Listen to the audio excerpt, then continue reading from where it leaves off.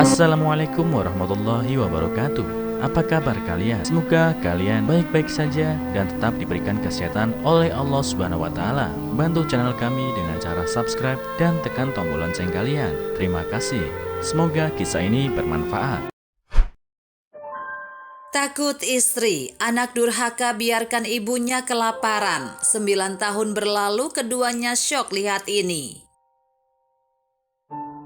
Seorang pria bernama Tung Tung tinggal di desa Fengshan, Tiongkok.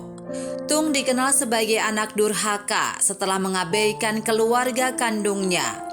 Sebelumnya, sang ayahanda telah meninggal saat dia bayi sehingga ibunya harus susah payah merawat hingga besar. Dilansir dari Epoch Times, saat memasuki umur dewasa, Tung dijodohkan dengan seorang bernama Ah Mai.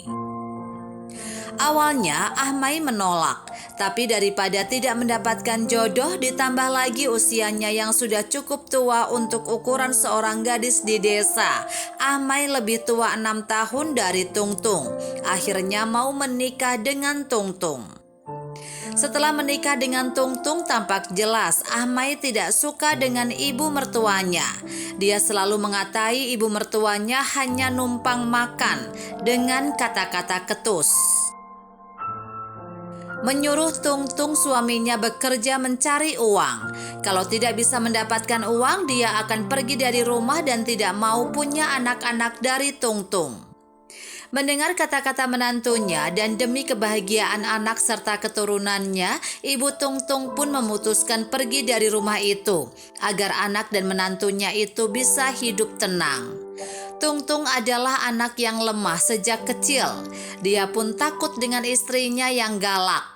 Dia hanya bisa melihat kepergian ibunya tanpa berkata apapun.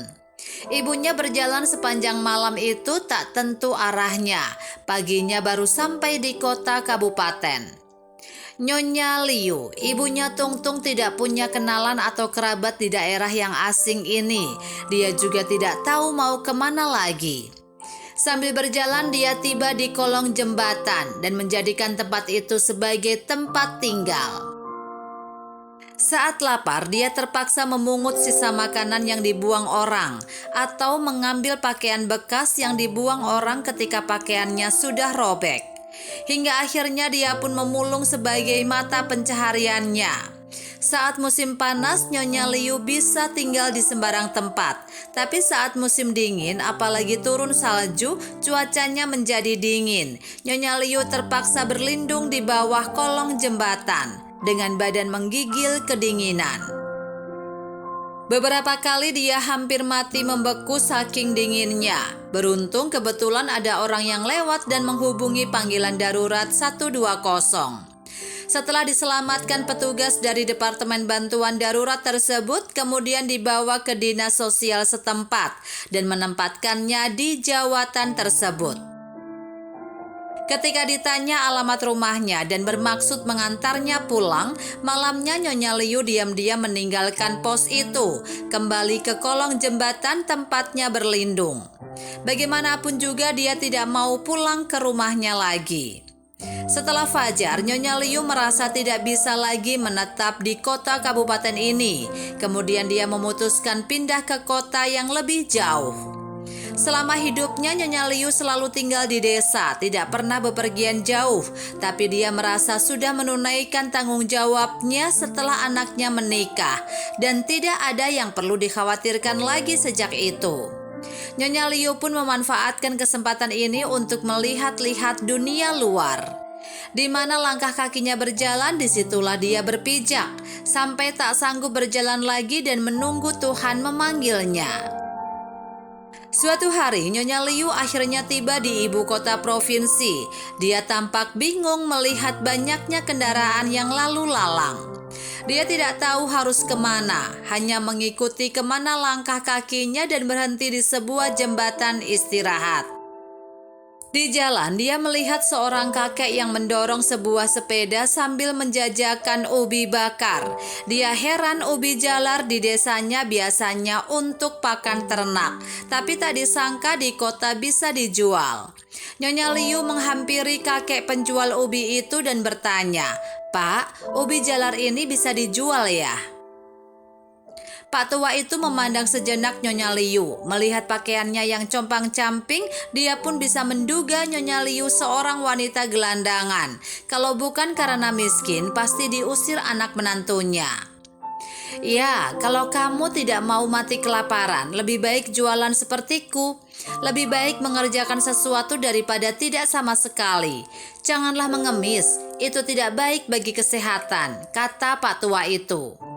Belakangan atas bantuan kakek itu, Nyonya Liu pun belajar memanggang ubi jalar. Setelah tahu cara membuat ubi jalar panggang, si kakek kemudian membuatkan sebuah oven untuk Nyonya Liu, membantunya membeli arang dan ubi jalar segar. Dan setelah Nyonya Liu sudah bisa liu mandiri berjualan di jalanan, si kakek baru pergi dengan tenang. Waktu berlalu dengan cepat, dalam sekejap mata 9 tahun pun berlalu. Selama 9 tahun Nyonya Liu menjual ubi panggangnya, orang-orang yang membeli ubi panggangnya pun tidak pernah sepi.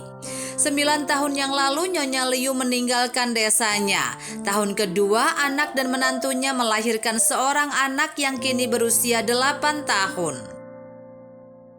Suatu hari ketika anaknya pulang sekolah, dia bercerita pada ayah dan ibunya kalau nenek sudah makmur di kota. Orang-orang desa mengatakan nenek sekarang mempunyai simpanan banyak uang di kota. Tungtung dan Ahmai istrinya terkejut mendengarnya dan bertanya kepada anaknya dari mana kabar itu.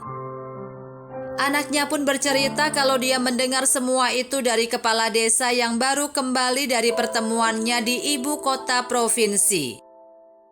Untuk lebih meyakinkan, Tungtung pun bertanya kepada kepala desa. Dan ternyata memang benar seperti yang dikatakan, bahwa ubi panggang Nyonya Liu juga diliput media ibu kota. Selama 9 tahun Nyonya meninggalkan desanya dan berhasil menabung dari hasil jualan ubi panggangnya. Tak disangka ibumu begitu hebat. Ayo kita jemput ibu, jangan sampai mengecewakan ibu, kata Ahmai pada Tungtung suaminya. Tungtung yang terharu dan gembira bercampur aduk itu tentu saja senang menjemput pulang ibunya. Suami istri itu kemudian pulang ke rumah dan setelah berkemas mereka segera naik kereta menuju ke ibu kota. Sesampainya di ibu kota kebetulan turun salju lebat. Namun Nyonya Liu masih menjajakan dagangannya. Seiring dengan berlalunya waktu, Nyonya Liu juga semakin tua, tapi semangatnya menjual ubi panggang tidak berkurang. Menjelang malam, ubi panggang Nyonya Liu pun habis terjual.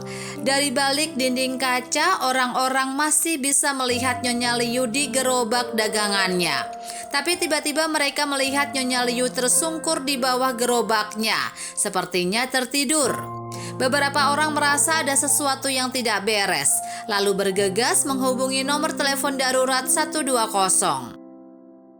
Tak lama kemudian, dokter pun tiba di lokasi setelah sekitar setengah jam upaya penyelamatan. Namun, dengan menyesal sang dokter memberitahu bahwa Nyonya Liu sudah meninggal. Orang-orang yang berkerumun pun hanya bisa mendesah sedih. Tepat pada saat itu, Tungtung dan Ahmai tiba di hadapan Nyonya Liu dan mereka tak percaya dengan pandangan matanya setelah mendengar kabar buruk. Hanya Tungtung yang tampak meneteskan air mata, sementara Ahmai justru sibuk membalikan badan Nyonya Liu mencari-cari tas sambil bertanya, "Mana tabungan ibu mertua? Di mana? Di mana? Siapa yang melihatnya?" Orang-orang diam membisu setelah tahu mereka adalah anak dan menantu Nyonya Liu. Dan di antara kerumunan orang-orang itu muncullah seorang pria tua, yakni kakek yang pernah membantu Nyonya Liu dulu, lalu berkata pada Ahmai, "Kamu menantunya Nyonya Liu ya? Tidak perlu dicari lagi. Uang yang dikumpulkan Nyonya Liu selama ini semuanya telah disumbangkan ke Yayasan Amal. Total ada sekitar 516 juta rupiah. Semua uang itu disumbangkan untuk orang-orang tua yang dicampakkan, tidak menyisakan sepeser pun untuk dirinya sendiri, yakni Nyonya Liu." Puji Tuhan, benar-benar seorang yang baik hati. Terdengar gema pujian dari orang-orang. Sementara itu Ahmai duduk di atas tanah dengan kecewa, menghela nafas dan berkata, "Jauh-jauh kami ke sini tapi tidak mendapatkan apapun. Mengapa? Mengapa?"